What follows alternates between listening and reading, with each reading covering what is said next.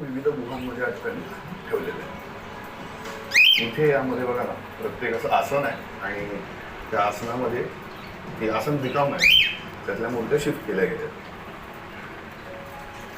हे सगळं 3-4 दिवस पाऊस पडला, त्यामुळे हे एवढं पाणी झालं. आता अजून 2 दिवस जरी पाऊस पडला तरी हे ओव्हरफ्लो. पुन्हा सांगतो, मी जूनमध्ये आलो आहे, आता जूनचा पहिलाच आठवडा आहे. तर तुम्ही पुढे आल तर तुम्हाला हे पाणी भरपूर असं ओव्हरफ्लो झालेलं वगैरे पण बघायला मिळेल. आजकाल ह्या अशा गोष्टी भरपूर कमी बघायला मिळतात. जर का तुम्ही लास्ट आपल्या व्हिडिओमध्ये ह्या पुष्करणी आणि हे सगळं बघितलं असेल तर ते हम्पीमध्येच बघितलं असेल. त्यानंतर आपण मंदिरं वगैरे केली किंवा मी पण मंदिरांना विजिट पाहिले, पण पुष्करणी भरपूर कमी बघायला. विविध गुहांमध्ये आज त्यांनी ठेवलेले आहे. इथे यामध्ये बघा ना, प्रत्येक असं आसन आहे आणि त्या आसनामध्ये ते आसन रिकाम आहे, त्यातल्या मूर्त्या शिफ्ट केल्या गेल्या.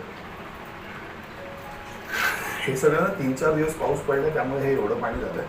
आता अजून 2 दिवस जरी पाऊस पडला तरी हे ओव्हरफ्लो.